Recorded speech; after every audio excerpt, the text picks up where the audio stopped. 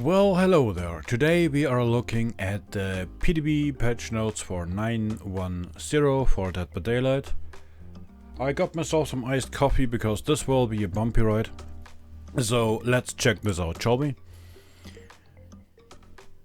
First, a side note that Mission won't be playable on the PTB, which is sad, but hey, we can't help it. Also, this will be like a podcast version again, so I won't cut it too much, so feel free to let it run on your second screen. It's just like opinions because you've probably seen the changes yourself already anyway. First of all, two new survivors, Rick Grimes and Michonne Grimes. Or Michonne? I'm not sure actually. So first of all, I'm really happy to see Walking Dead into Dead by Daylight. I only watched the first 3 seasons. After that I lost track somehow of the series, not because it's bad or I didn't like it, but just simply because I didn't have time anymore and I lost track of it somehow. So I'm really happy to see survivors from The Walking Dead coming into Dead by Daylight. I couldn't care much about FNAF, but I actually like Springtrap now as a killer, so maybe I'll look into the games once more at some point, but anyway. So, new perk, Apocalyptic Ingenuity. After rummaging through 2 chests, press the ability button for 8 seconds next to a broken pallet to build a fragile pallet. So that's basically an Twisted Masquerade event trade perk thingy put into a perk. They are like the Freddy pallets or the Twisted Masquerade pallets, and you need to rummage through 2 chests. As the perk doesn't say so, I assume you need appraisal or something else to rummage through chests in the first place, so you need 2 perk slots for that. Yes, of course you can mix it with what's it called, Moment of Glory or something like this, where I also need to rummage through chests, but yeah, I'm not sure. This seems more like a gimmicky perk. Next perk, Come and Get Me. After unhooking survivors while crouched and idle, press the ability 1 button to make injured and dying survivors within 24 meters leave no scratch marks or pools of blood for 15 seconds. Use Scream in the Killers is your aura for 5 seconds. Seems like a nice anti-tunnel perk. Seems good to me. No problem on that. Maybe I'm missing some major point here, but that seems good to me. Teamwork, Toughen Up. A new teamwork perk. Look at that. When another survivor pallet stuns or blinds the killer, while you are injured or within 24 meters, your grunts of pain, scratch marks, and pools of blood are reduced by 100% for 30 seconds. It's a bit like self-preservation. When you're injured and the killer hits somebody with an M1, then you are not leaving blood pools and scratch marks and whatnot as well. The difference is self-preservation needs to be triggered by the killer. This can be triggered by a survivor, so it's a lot more on your side, but it needs to be another survivor. So it's again a perk that forces team play, which is good, I guess. Next survivor mission. Conviction. After you healed 1 survivor while downed at least 25% recovery, press the ability button 2 to recover instantly. You gain broken, then are downed after 30 seconds. So if you're downed and you have 25% recovery, you can press the ability button to get a 30-second window to run away. I have mixed feelings about that one, because on one hand it's cool because you can at least try to pick somebody else up. It's a little bit like Iron Will from Deep Rock Galactic. When you get downed, you can press a button to recover for like 10 seconds, and then you can pick up another dwarf and then you go down again, except you find yourself some red sugar, then you can heal yourself and you stay up. I like the concept of that perk. I'm concerned about some combinations. I'm looking forward to what this will be doing in the game.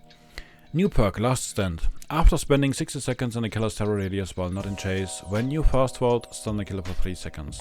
What? After spending... Did I just misunderstood the perk the whole time? No, wait. So you need to be 60 seconds in the killer's terror radius while not in chase. And when you fast forward, you stun the killer for 3 seconds if he is in 2.5 meters range. Okay, I didn't misunderstand it. Okay, good. Then the perk is disabled for the rest of the trial. This is a really amazing perk as well, I think. That's something that is a little bit random. You maybe not know what hit you as a killer, but I like that there's at least a chance to stun the killer in a way that is, well, still risking the survivor's life, but that can actually save you sometimes, like on weird window situations. For me that doesn't matter that much because I usually don't crawl that close to windows because, well, I play mostly ranged killers. And it's a single use perk as well, like Decisive Strike, so yeah, it can help. It can be used a bit for anti-tunnel. Let's see. SWFs will be strong on this one, I guess. New perk, Throwdown. When you pellet, stun or blind the killer or other injured survivors within 34 meters, gain endurance and see the killer's aura for 10 seconds. It's a little bit like Smash Hit, but with the premise of additionally blind the killer. And you help others in your area and not yourself. I like the idea. It will be gimmicky, you won't see it a lot, but I like the idea. Killer updates. Now this is the spicy part. Executioner. Pyramid Head. I won't go through all the numbers. I made some notes before that, and I also obviously read some opinions on killers that I'm not very familiar with. On Pyramid Head I had 2 people giving input, and overall it seems like a genuine good buff. Some add-ons seem a lot gimmicky, some seem fine. But overall this is a good rework, I think. At least that's what I get from the gist. We would need to test this on the PTB. But yeah, overall I think this is good. The Clown. Well, the Clown is...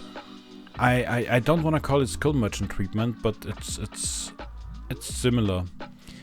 So the Clown got his afterpiece antidote, so the yellow bottles got buffed a bit, and the afterpiece tonic, so the purple bottle, got nerfed. To put that in numbers real quick, afterpiece antidote got buffed from 10 to 12 and the tonic got nerfed from 15 to 12%, meaning haste is a bit more, hindered is a bit less. And they also adjusted some add-ons. The thing is, wait, did they... Yeah, they also nerfed the add-on, the Flask of Bleach. Now increased the hindrance penalty by 2% was 4. So instead of 19 at best, you now get 14. So even with the add-on, that's by the way a former green one, that's blue now I guess. So even with the add-on to buff it, you are weaker than the base kit before. It's not as much as a Skull Merchant because, well, yeah. So the payoff is that you get a faster and better reload and your movement speed is faster while reloading, which is also good. So while you are not lagging behind that much, you usually don't reload while in a chase, except absolutely necessary. So I'm not sure what the plan here is. So I overall think it won't hurt Clown too much, but I still think it's a bad decision. The Pig got an overall buff. I have 2 little opinion and input on this one. I also don't know any major Pig mains that I could ask for this on this short notice, so I think it's a buff, but I can't confirm it. And the Knight. The Knight got what seems to be a buff overall, but with a major downside. So the standard spawn times, so the banner spawn times, are increased for the Carnifex from 5 to 8. And the other 2, the Assassin and the Jailer, got nerfed from 5 to 4 and respectively from 10 to 4 on the Jailer. So the banner spawns a lot earlier now on these 2 and the Carnifex has now 8. Pixie already made a video on that one. I hope I don't forget to link that in the description because she's a lot better on that and she knows everything on this killer, so a lot better to listen to her than me. But I think this is overall okay, I hope. The Oni got his flicks back. which is good, because that was a major limitation. And now we have the fork vial, the new item. I honestly am not sure about that one. So there are several varieties of and rarities of the fork vial, but everyone has one charge, has a 33% opacity, and has a 10 meter radius. Some last 8 seconds, some 10, some 12.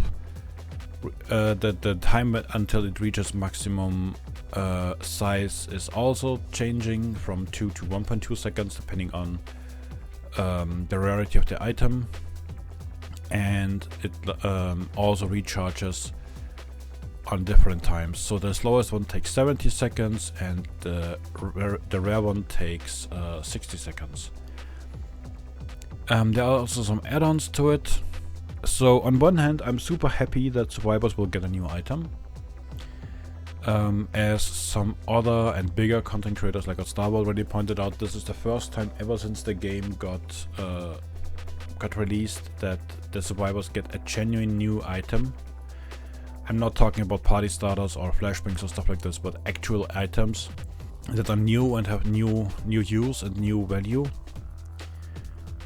On the other hand, I really disliked them during the Haunted by Daylight event, and there they were single use, and now you have basically one charge, but it recharges after a certain amount of time. I'm not sure how happy I am with that.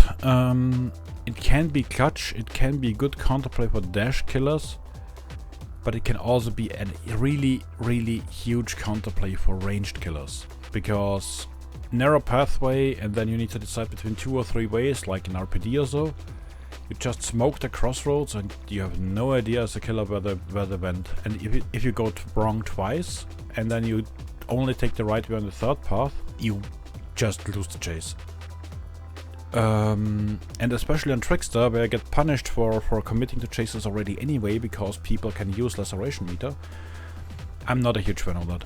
To be fair, it won't be that dramatic on my MMR, but I still see that on especially low MMR will be a problem, but that's not my concern, but maybe yours, I don't know. I just drop the chase and go for another one then. Survivor item key rework. Keys are now working on a charge system or on a use system and not on a charge bar system, which is good. They also reworked the rarities and the uses of that, and they also reworked the add-ons for that. Overall, I think this is good. Keys are now also able to open chests and not only the exit gate or read aura. I really like that. I really like how they try to give keys some value, and especially in the beginning I think you will see them a lot more. But I think on the long run you don't see them at all, because they are still gimmicky at best. There's no game-changing effect on them. Unlike, so yeah, the aura reading for killer obviously, but you already had that and almost nobody used it. Maps also got a similar rework. Instead of working on a consumed bar, now you have a set amount of charges. I really like how they really buffed the Blood Sense map, because it was event limited and you can't get it anymore. But this is really strong. I'm really happy they thought about this one. I just hope they don't bring it back too soon. Also, they adjusted the add-ons again for that. As mentioned, I don't go into the very numbers, but overall I think this is a good change. There are also some key and map add-ons that were retired, which is understandable, because some things are base kit now in the stuff and some things are just obsolete. And now we get to the absolute spicy part, the killer and survivor perks that were changed. First of all, Insidious, there will go into the numbers. Insidious gets a buff, it only takes 1 second to activate instead of 2, strong. Hubris gets the increased duration of the exposed effect from 20 to 30 seconds. I'm really happy for that, because 20 seconds was just borderline not enough to hit somebody sometimes. Dragon's Grip decreased the cooldown to 30 seconds from 40. Cool, I like that. Scourge Hook, Hangman's Trick increased aura reading from 12 to 16. Yeah, it's still useless. Overwhelming Presence get a rework. When a survivor starts using an item within 32 meters of you, they gain exhausted for 15 seconds. When a survivor within 32 meters of you gains exhausted, you'll see the closest exhausted survivor's aura for 4 seconds. This perk has a 25-second cooldown. What you will learn from that, you don't lose items charges anymore faster, which is a problem, and that's also Franklin's demise now. You can see the add-on, you can see the items now lying around in the range of 64 meters, but they no longer lose charges over time. With these two perks, Overwhelming Presence and Franklin's Demise, being changed, you have no counter against items anymore. Because even if they lose the item, like on the Bubba add-on, where you on the chainsaw hit somebody and they lose the item, they don't lose charges anymore. So the items don't run empty anymore, which is a problem, because this was the only counterplay to items you have so far in the game. Because there's nothing else you can do. You can't take away items as a killer. You can't pick them up and hide them in a hidden stash in a basement. You can't move them. The only way that you could deal on like 4-man flashlight squads or 4 people toolbox things was like to take that survivor, attack him with an M1 and protect that item so it runs out of charges basically, or maybe just hope they ignore it like I usually did. This takes another strategy away for killers. Makes logging a lot more interesting for many, I guess, because yeah, another strategy gone. Anyway, survivor perks, potential energy. No longer requires a minimum time spent to activate. It was 8 seconds in the highest tier, so yeah. And also decrease the amount of repair required to earn a token to 1%. It was 1.5%. I really like this change because potential energy has a lot of potential, pun intended. But it still was very weak because you had to repair for 8 seconds and it took you ages to get to the 20 charges. So I'm really happy to see that buff, and I guess you will see that a lot more now. Any means necessary. Decrease the time it takes to raise a pallet to 3 seconds from 4. Yeah, small buff is fine, I guess. Better together. The aura of the generator you're repairing no longer has a range limit, so everybody can see it. And increase the duration of survivor aura reading to 30 seconds. It was 10. Maybe we see it more often now? I doubt it though. Still sight. Decrease the time to activate it to 2 seconds, was 4. Yeah, absolutely fine, absolutely necessary. Still sight was so useless because standing still for 4 seconds can make the difference between the killer seeing you and not seeing you. 2 seconds I still would go down on 1 on that one. That's perfectly fine with me, but it's good. Build to last. Decrease the time to spend in the locker to 8 seconds. Was 12. Yes, please. Thank you. I already hate it when I play build to last on my gen jockey build and some randoms just open the locker over and over and over again, and it's fucking disgusting. If you see people in a locker, it's not necessarily because they hide because they don't want to be found by the killer, but maybe they haven't perked to run. Never mind. Appraisal. Increase the number of tokens to 4. Was 3. Each chest can now be rummaged twice through. Was once. Bringing us back to the new perk about rummaging through chests twice to restore a pallet. This is a huge buff, it helps a lot, but you still need appraisal to rummage through chests. Streetwise. The first time you deplete an item with charges, see the killer's aura for 8 seconds. Item charges will retrieve from chests will have...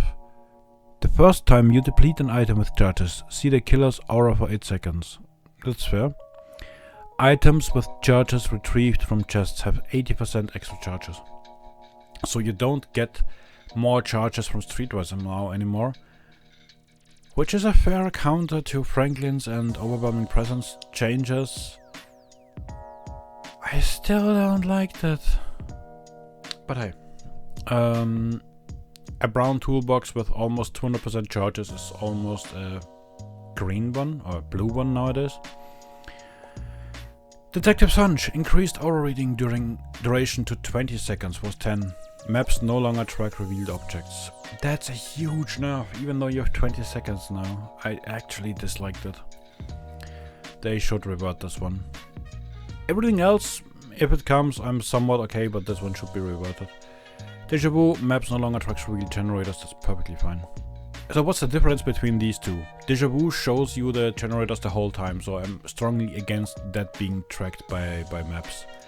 Detective's Hunch only gives you 10 or respectively now 20 seconds but then you lose sight of it, and that being tracked by maps would be fine, I guess. Hooks. When only 2 survivors remain, letting 2 struggle skill checks pass will kill you again, which is good. So you can give your teammate Hedge again on Hook. We now get 7 presets and we can rename them, that's nice. Custom games got some changes, that's fine. Gameplay, area expansion, Fallen Refugee. More space to chase survivors or loop the killer. A small reference to a narrative universe where the dead roam the world has been added. I'm not sure what that means. I will figure that out. I guess that's like a one-on-one map or so. I need to double check that in game actually. And then we have several bug fixes. What do I think overall of this? I strongly like the majority of this patch, but there are a few things that are actually really weird. Like the clown nerf is absolutely unasked and unnecessary. The fog vial, while it's good that there's a new item and while I like the base idea of it, I dislike it as a ranged main. It will affect more dash killers, I guess, than ranged killers, but still. Collateral damage is still damage. I like the key and the map changes. I like most of that stuff. Did I do any notes that I forgot about now? No, I didn't. Okay. So, I'm not sure if I actually will show gameplay because there's no new killer, so I don't know if there will be a PTB session. Maybe I do one on stream on Wednesday. So, tomorrow. Just keep an eye on my stream, maybe I do a PTB session. Thanks for watching. Have a lovely day and see you around the village.